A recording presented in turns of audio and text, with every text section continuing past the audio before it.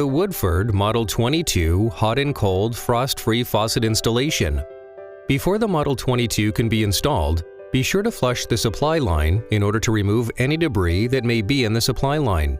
Next, drill a 1 1/8 inch diameter hole through the wall into the desired location. Repeat the process and drill on 5-inch centers for the second hole. To ensure drainage, the Model 22 has a predetermined angle, shown here, already in the brass casting for the downward pitch. Insert the Model 22 into both holes from the outside and secure the faucet by using appropriate fasteners. From inside the structure, place insulation around the faucet tubing areas.